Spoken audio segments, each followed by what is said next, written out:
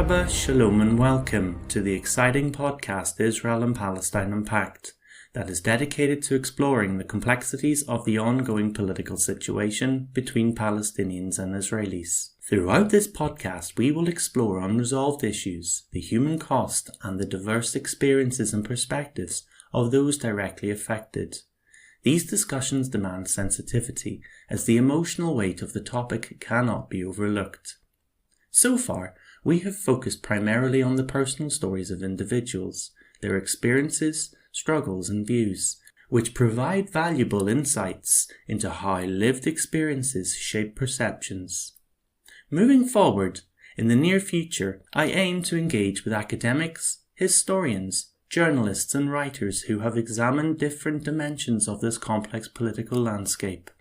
Additionally, we will highlight the significant contributions of peace organizations, both locally and globally, whose work fosters understanding and offers paths towards reconciliation. This podcast approaches the subject from an academic perspective, striving to unpack and better understand the issues at hand.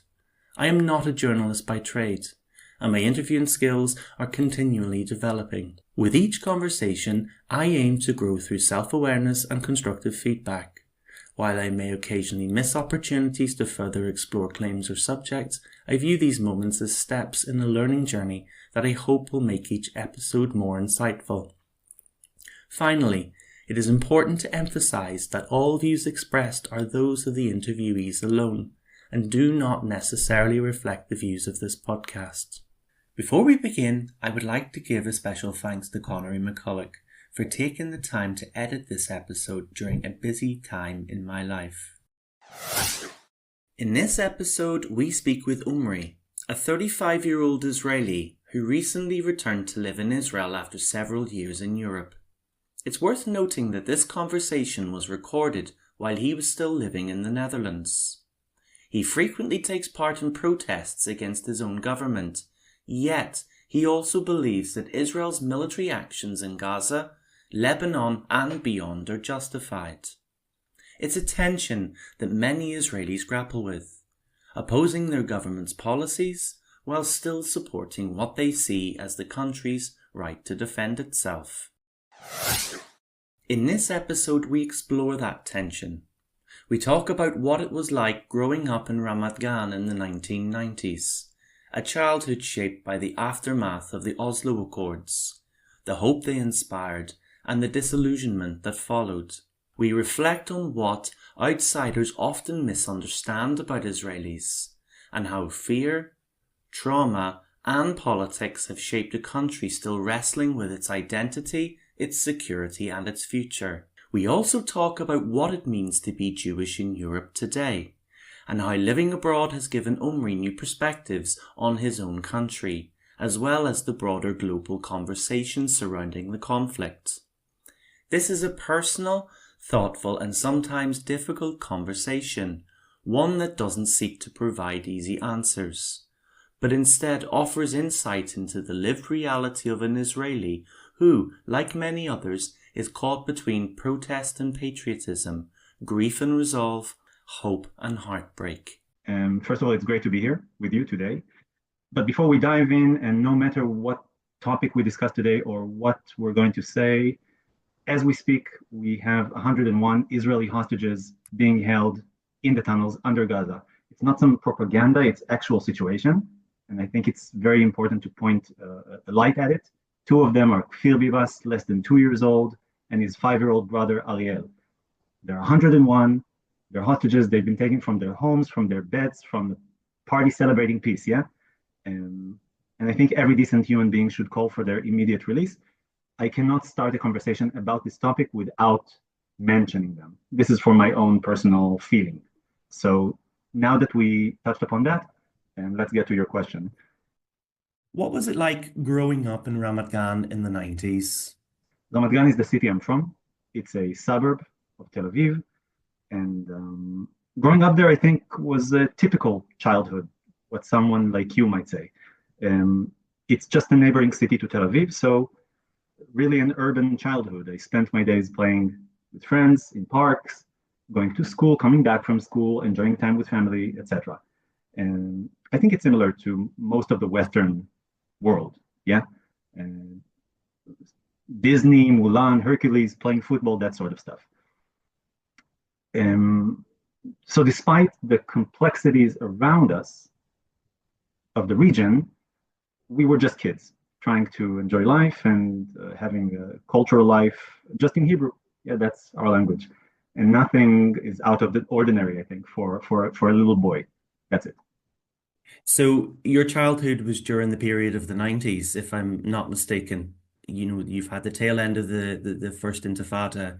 You've had then the emergence of the Oslo Accords, of the signing of the peace between Arafat and Rabin, 93, 94. You were what, approximately 4 years old during that time. How did you experience the aftermath of the Oslo Accords as an Israeli?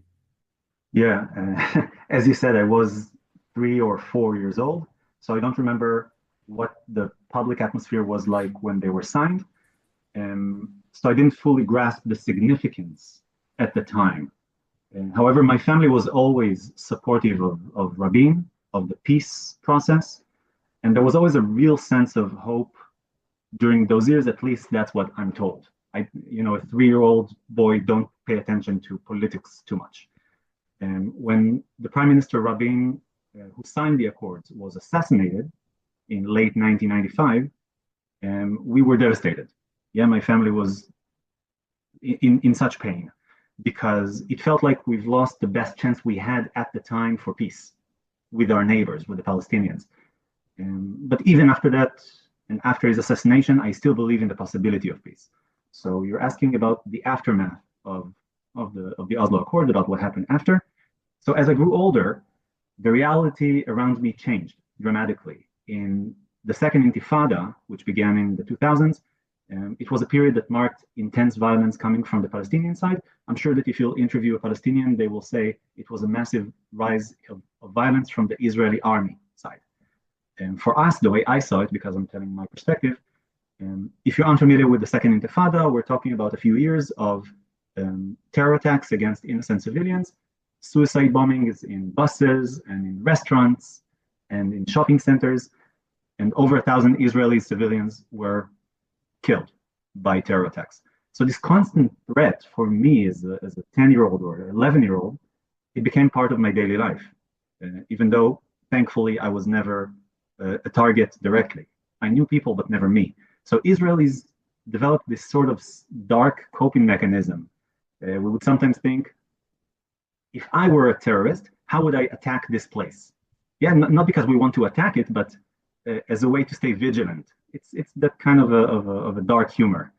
And I think that since those days, because those were very formative years for a person, the ages of 10 to 13, I go into a shopping mall or a train station in Europe. This is where I live. I don't live in Israel. I live in the Netherlands.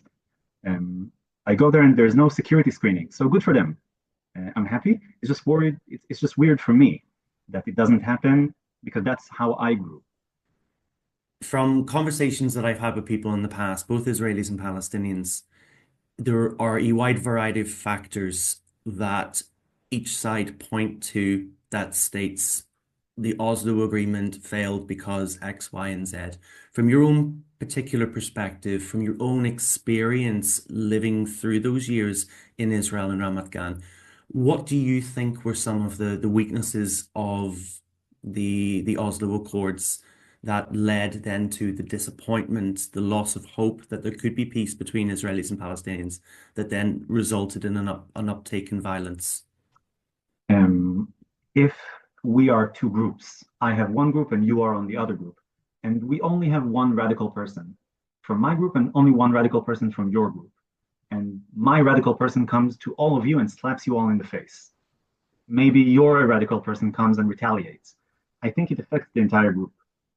I'm not an expert on the Oslo Accords. I am not a researcher, and this is not what this podcast is about, right? Not experts necessarily, but personal experiences. And I think that was it. Yeah. The first time I heard of Palestinians, it was, oh, it's those guys that come and explode our buses. And how are you going to make peace with them? What caused that to happen? Perhaps it's the radicals on their side. Maybe the Oslo Accords themselves were not a good idea. Maybe they were not giving what each side actually wanted, but it was to just satisfy the Americans. I'm just throwing an idea here. So I cannot tell what caused the Oslo agreements to fail eventually, and they did. They failed. I can say from my perspective, unfortunately, the first time I heard of Palestinians was as terrorism, as agents of terror, which is it's such a pity. Yeah, I know that now as a grown up. Okay. So, in your opinion, Omri, what is the most important thing for people in the international community, in Europe, in the US, etc., to know about the conflict, to know about the situation between Israelis and Palestinians? Yeah. If you have to limit me to one most important thing, and of course there's not one thing, but if I had to choose, it would be that external folks have to understand the situation is complex. And if you are an external side to this conflict, whether you're from Ireland, Germany, the US, and you think that one group is to blame while the other one is the victim, I can already tell you, you are wrong. And it doesn't matter which side you chose to side with. If you think that the Israelis are vicious killers and colonialists, and the Palestinians are only the victims that always do the right thing and always suffer, you're wrong. And if you think that the Israelis are fulfilling their ancestral historical right to establish a home, and then came the evil Palestinians to terror attack them, you're also wrong. What's crucial now is not to keep tabs on who did what to whom. And what's crucial now is to focus on the present and the future. It's complex. It's unfeasible to expect that all Israelis would be sent back to where they came from, like some Palestinians wish. And it's also unfeasible to believe that Palestinians will be removed from their homes in the West Bank and in Gaza, right? That's genocide. Both people are here, the Palestinians, 4 million of them, Israelis, 10 million of them, and none of them is going anywhere. For Israelis like myself, we just need a safe space to be Jews, even non-religious. I myself am an atheist, but I do have my Jewish heritage and culture, and we just need a place to be able to maintain that. I think also most of Israelis appreciate our liberal democracy. We have LGBTQ rights, we have women's rights. I'm not so sure they're upheld in Palestinian territories nowadays. And these are the things that we need, and we have to take that into account. On the other side, there's what the Palestinians need. They need, first and foremost, human and civil rights. They have a right for safety, for security, to not be under occupation in the West Bank. They have a right for self-governance. Their aspirations are legitimate. And I see no reason why they should not have those alongside us under some constellation, right? I'm not going to solve the conflict today here with you. So both sides have made small steps towards peace. And I think everybody in the world should know that. But both sides have also missed significant opportunities for peace. So, what do you think outsiders need to know more so about Israelis and the Israeli perspective or perspectives, in your opinion? Right. If I ask you now, who represents the Israeli cause in Western media, I think most people would say Netanyahu, maybe the ministers Ben Gvir and Smotrich. I am so sad that this is what we are perceived as. Israeli society is incredibly diverse, with a wide range of political views ranging from left to what unfortunately you see on your television, the right, the Israeli far right. Many might not realize it, but the significant portions of Israelis, yours truly included, are unhappy with the current government.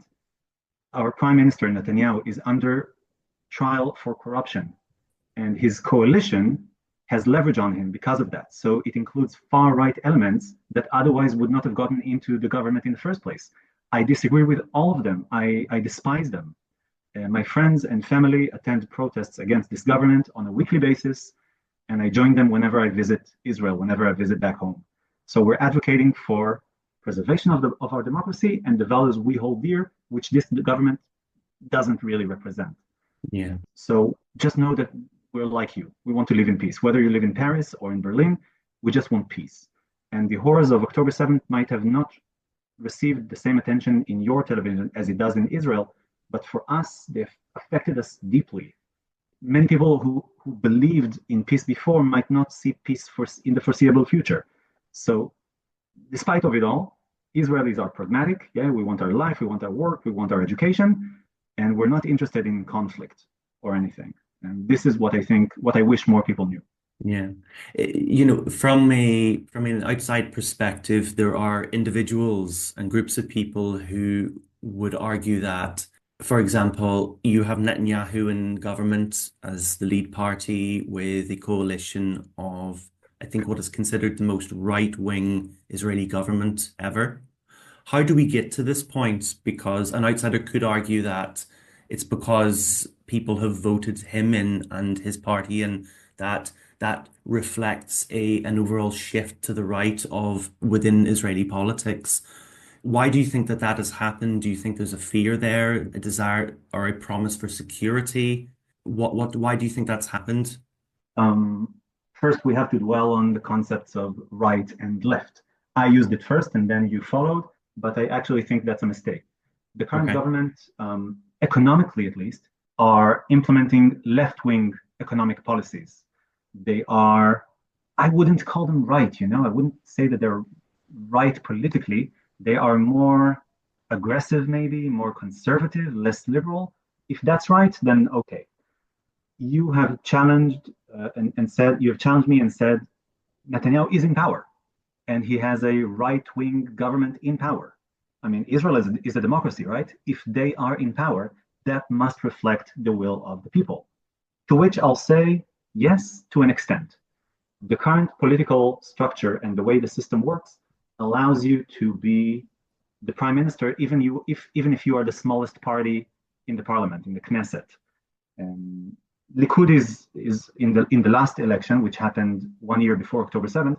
It was the biggest party, if I'm not mistaken. So Netanyahu is the prime minister, and maybe he should be. But the way he formed his government is by incentives. So it's not true that Israelis as a public, as a people, chose Netanyahu to lead us. That's not true. Look at the parliament and you'll see the diversity of the Israeli society.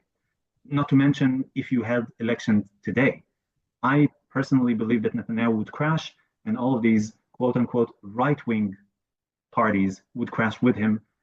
I hope so. I pray so. And Netanyahu is in power just because he is the best politician in Israel. And I'm not saying it as a compliment. That's a great insult, but he is. He is the greatest politician probably we've ever had, and he knows the job. He knows the deal. He knows how to persuade other politicians, maybe by intimidation, maybe by cutting deals behind the scenes, and he is in the prime minister's seat. I'm not happy about it. I think most Israelis aren't. Okay. Moving on a little bit, you mentioned that you don't live in Israel at present, you live in the Netherlands. What drew you to living outside of Israel, particularly in this part of Europe? I've been living in Europe for about 10 years now, a little more than 10 years. And I moved out of Israel because Israel seemed a bit too intense for me back then, at least for the person I was. And the constant pressure that I was feeling, in the streets, in the daily life, it was a bit too much for me. As I am half Israeli and half Italian, I also hold a beautiful red passport that allowed me to live, work in Europe. So I moved to Berlin. I moved around quite a bit since then. Um, and so what pushed me out of Israel was the tension. And what pulled me into Europe was, first of all, how easy it is for me to get in. And second, Europe always seemed to me a bit more chill, a bit more easygoing. And I think that overall I was correct for the most part. Living in Europe has allowed me to build the life I would want at a different pace, at a slower pace. However, the recent events I think you are aware of, and I'll get to them in a second, they make me question my assumptions. I'm talking about attacks like the one on Israeli football fans in Amsterdam, and that's been unsettling. So it made me realize that anti-Semitism, and we might go back to that, anti-Semitism and tensions are not confined to one place or one time. They're not just in Nazi Germany in 1940s, and then once we're out of that, then we're clear. No, and to some extent, there's still challenges. So building on that, What is it like to be Jewish living in Europe? Um, the very question is complex. Being Jewish in Europe is a complex experience because on one hand, Europe offers all of this rich cultural diversity and liberal values and everything. But sometimes, on the other hand, those very liberal policies can have unintended consequences, and it seems like currently the Jews are amongst the first to suffer from it. So, what do I mean? Um, the attack on the Israeli football fans. I don't want to get into the facts who attacked whom. Personally, I've seen way more evidence that the Israelis were attacked. But again, like I said in the beginning, let's not keep tabs on who did what to whom. Um, Nevertheless, you are asking about what it's like being Jewish in Europe. So, um, ever since this case, this incident, for example, Jewish families with children in the Netherlands, they suffer the greatest consequences, in my opinion. I don't have children of my own, but my family does and my friends do. In the Netherlands, I don't know if you know it, but Jewish schools are under threat to the point where police protection is sometimes needed, just like a government building or something. They have to be guarded. So it's distressing to think that this is happening in 2024, just because those are Jewish schools or because Jews attend those schools. Yeah, personally, again, still on the question, as a Jew living in Europe, I had to confront anti-Semitism in various forms. After the recent events in Amsterdam or the current war in Gaza, I'm afraid to speak Hebrew in public, let alone wearing Hebrew shirts or bags or something. So it's unsettling that you have to hide your identity anywhere. Anytime anyone has to hide their identity, it shouldn't be. So I've talked a lot about anti-Semitism, but I want to make a distinction. There's anti-Semitism, and then there's criticism of Israel and its government. It's not the same. You could be perfectly well one without being the other. You could also be both. I share many of those critiques against the Israeli government, as I made pretty clear throughout the interview. I'm not here to defend any policy or any action they do. However, it is important to recognize that no one, and I'm talking about Israelis and Jews, no one will receive criticism towards their government if their initial pain and suffering is invalidated and dismissed. If you dismiss anti-Semitism as if it's something that only we can see and it's not really there, and we got rid of it in the 1940s and 50s, so that's gaslighting. It's crucial to acknowledge that legitimate fears can coexist, and anti-Semitism can be a real threat, along with a badly behaving Israeli government. You can be critical towards them. I'm critical towards them, but anti-Semitism is real. And what I said about don't criticize a group while you dismiss their suffering, that goes both ways. Some Israelis criticize the Palestinians for, I don't know, supporting October 7th. Was October 7th okay? No. Is supporting it okay? Absolutely not.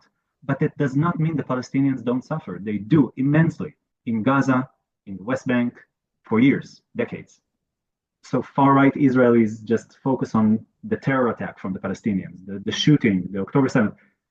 Come on, don't forget they're also suffering. One does not justify the other, but they do exist. How do you think that we can build a narrative, and by we, I mean general, how a narrative can be built that provides a legitimate platform for both Palestinians and Israelis to feel that they have their fears, their hurts, their trauma heard throughout both Israel and Palestinian society, but also to the different groups in the world that are advocating this or advocating one side over the other, and so on and so forth. I think your podcast is a good start, isn't it? Okay. I saw a quite concerning picture the other day about a certain country where it shows graphically which Twitter users or X users are related to whom. And you could see very, very clearly that there are two clouds of groups that barely touch each other. They only touch each other, they only tangent in a couple of spots, which are people that hear and react and interact with both sides. And it's very sad to see this, it's hard to see this divide. And it exists over almost any political issue you might talk about today. abortion in the US, the Israeli-Palestinian conflict. It's very rare to hear someone, yeah, you said something I did not think about. Most of the time is you're with me or you're against me. Podcasts like this, and I've listened to all of your episodes, they show a really great diversity. And even though I don't agree with all of the previous speakers before me, I might also disagree with the other person you're interviewing in this episode. Hearing it is where it starts. Hearing it is where it starts. There are people on both sides. If we don't recognize it, I don't know how we're ever going to move forward, really. And that brings us to the end of today's conversation. A huge thank you to Omri for joining me and for sharing his story with such honesty and thoughtfulness. This also marks the final episode of the current season of Israel and Palestine Unpacked. I want to thank all of you for listening, engaging, and supporting these conversations over the past number of months.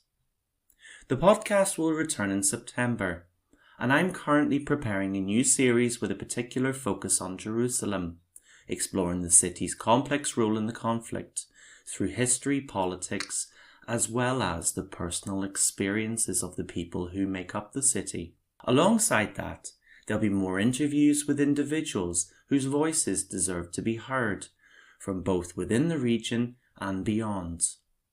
In the meantime, keep an eye on our social media pages. You'll find the links below, where I'll be sharing a range of resources over the summer, articles, books, maybe even podcasts and videos that deepen our understanding the themes we've been exploring. Thanks again for being part of this journey. Until September, take care and keep listening.